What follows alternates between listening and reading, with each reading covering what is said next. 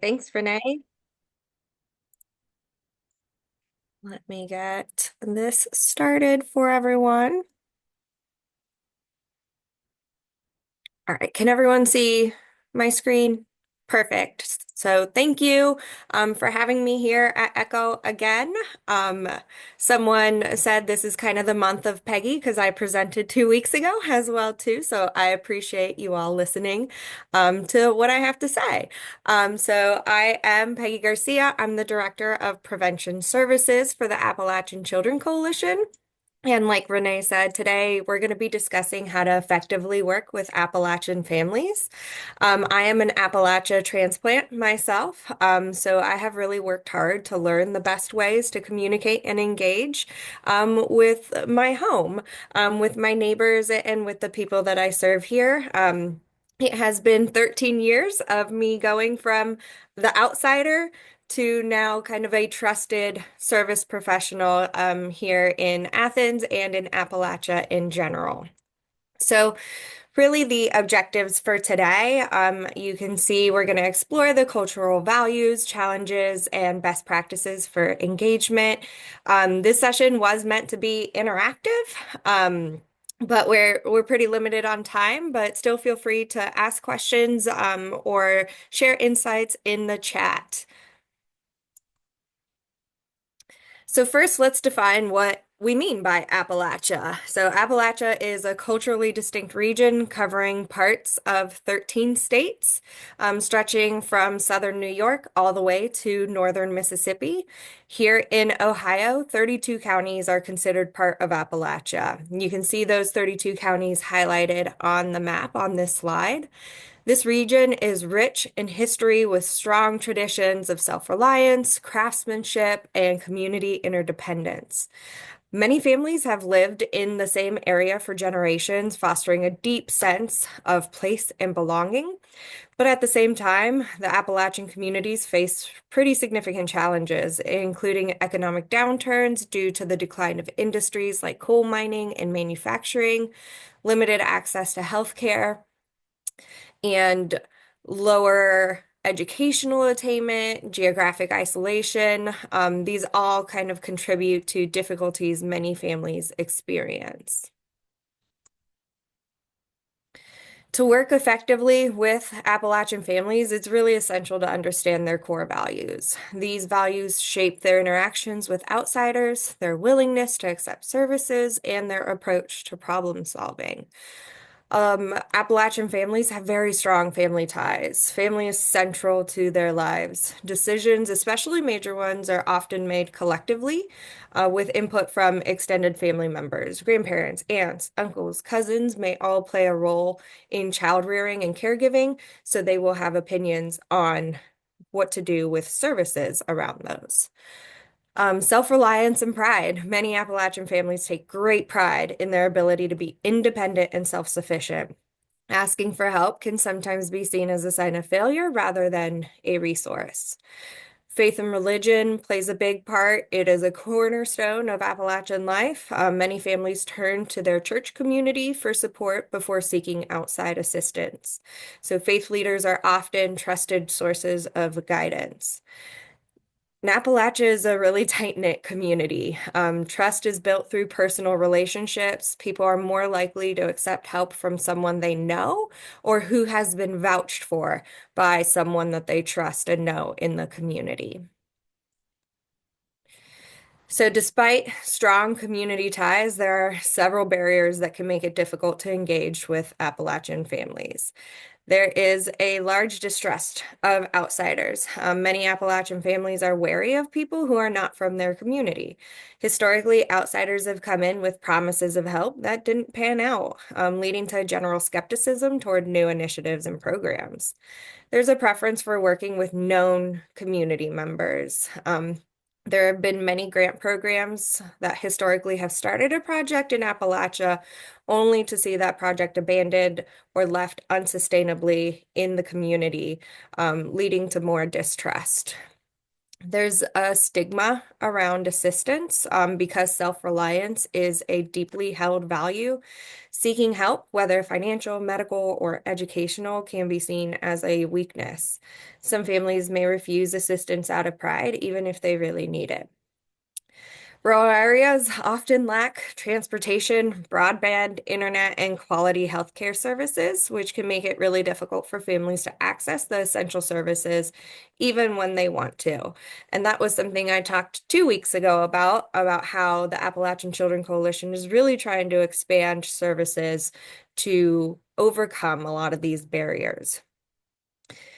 People in Appalachia also may be more comfortable with informal, indirect communication. A direct question like, "Do you need help?" may be met with resistance, while a more relational approach, such as, "How's your family doing?" might open the door to more conversation about needs. So, overcoming these barriers and building relationships. In order to do that, show genuine interest. Take the time to learn about the family's background, interests, and concerns.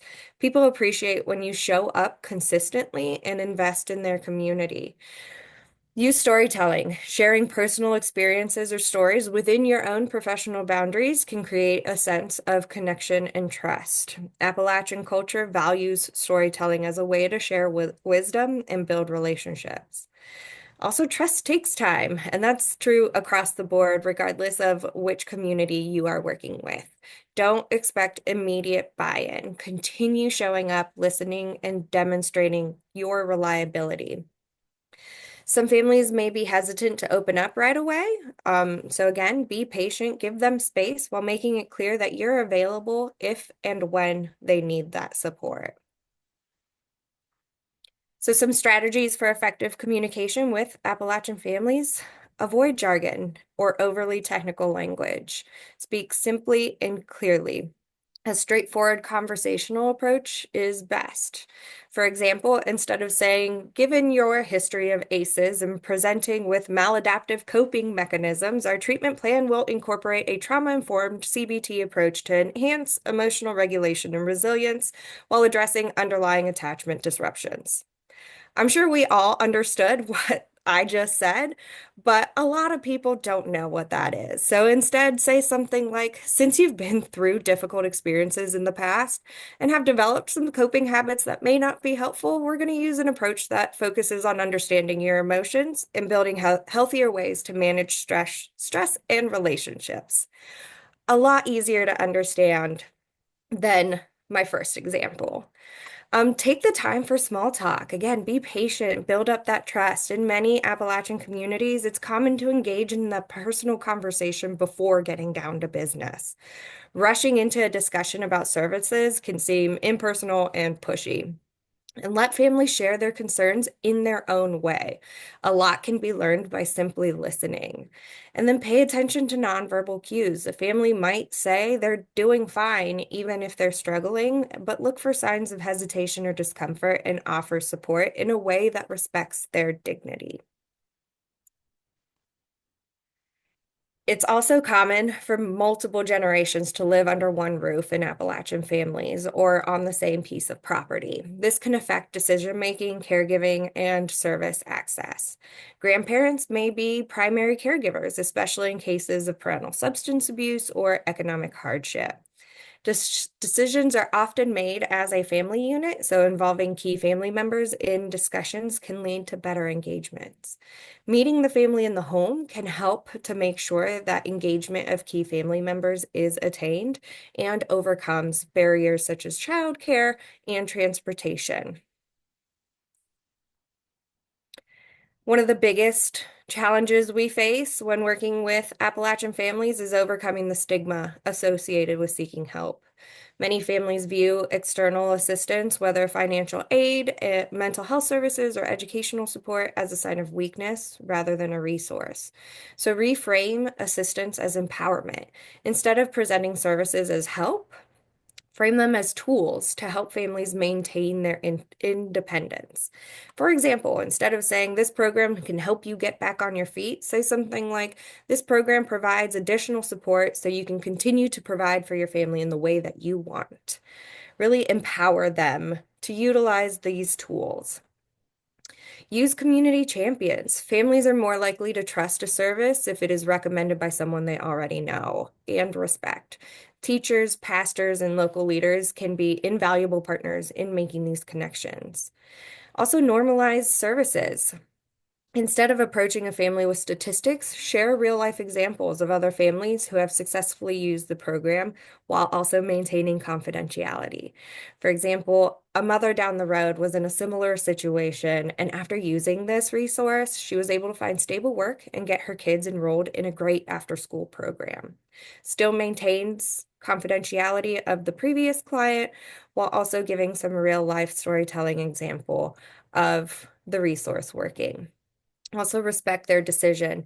Even if a family initially refuses help, leave the door open for future discussions.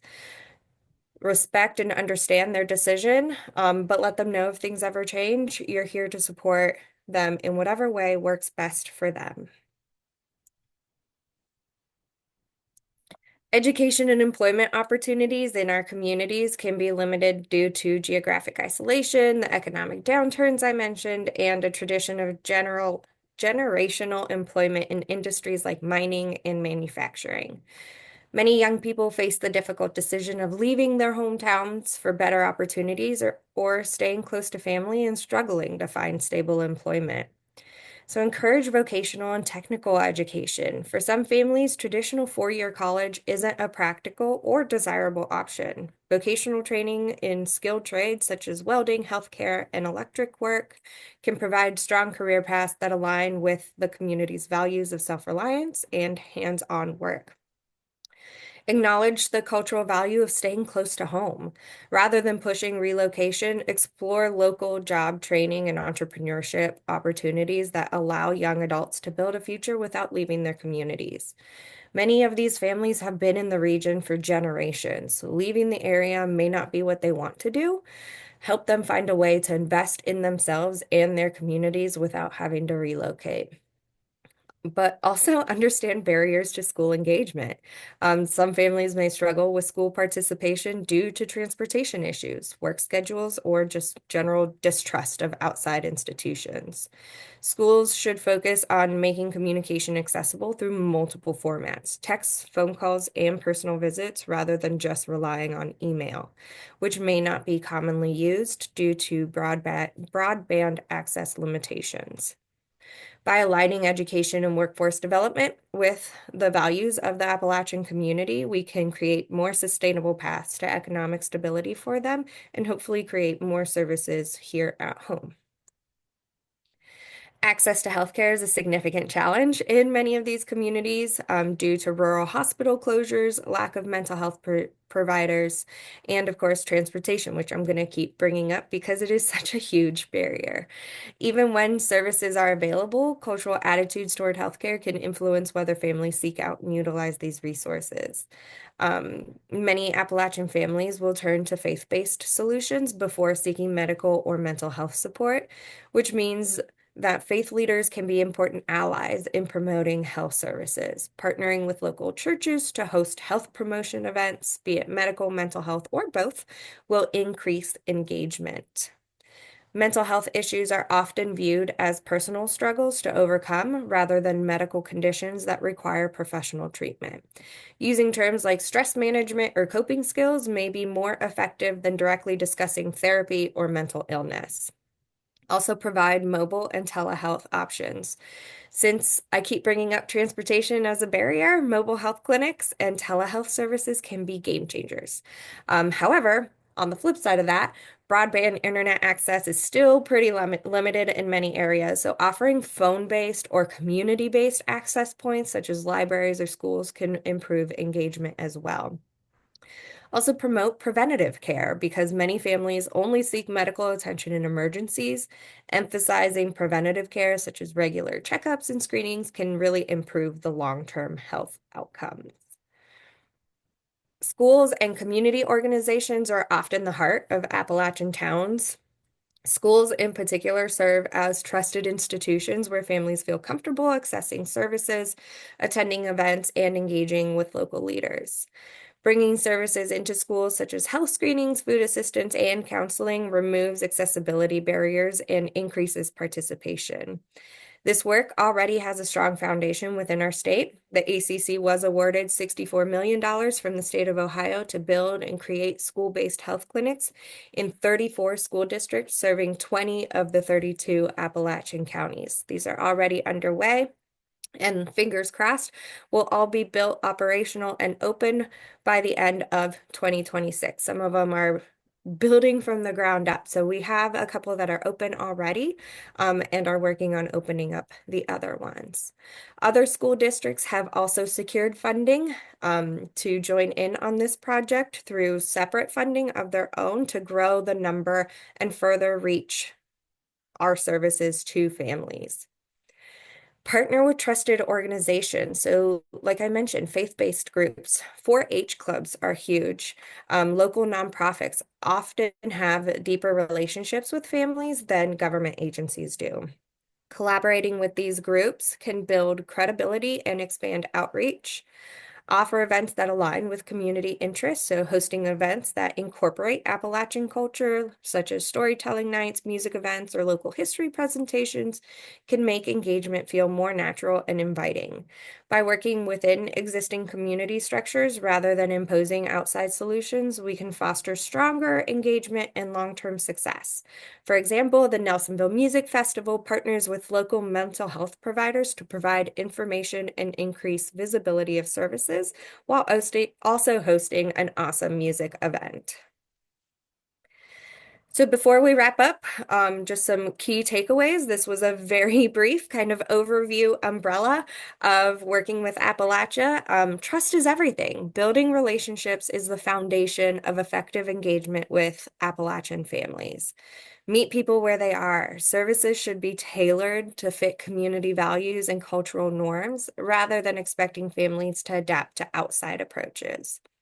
Leverage those existing networks. Schools, churches, community organizations are invaluable partners in outreach efforts, and respect the family's independence. Instead of imposing solutions, frame assistance as a tool to help families maintain control over their lives.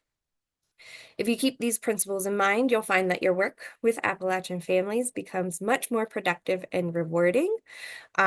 So for example, I just want you all to think about this. Imagine you're working with a family in a rural Appalachian town. The parents have lost their jobs and their child is struggling in school.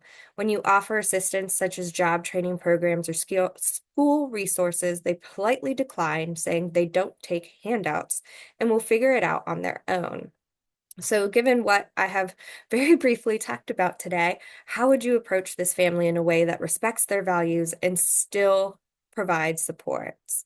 Feel free, if you want to drop answers in the chat. I'm happy to look them over. Think about, trust building, reframing the assistance, leveraging community connections. You can also just mull it over and answer it yourself, since we don't have the time to have a full interactive discussion today. So thank you guys for your time. I really appreciate it. I know I covered a lot of ground in a short amount of time, but I really appreciate ECHO for giving me the chance to come and talk to everyone. Working with Appalachian families requires patience, cultural awareness, and a relationship-driven approach, but the rewards are well worth it. If you'd like any additional resources or follow-up discussion, please feel free to reach out again. My information is up here on this slide. My whole slide presentation was uploaded to the iEcho platform, so please feel free to reach out. The QR code does link to our website if you are interested in learning more about the ACC.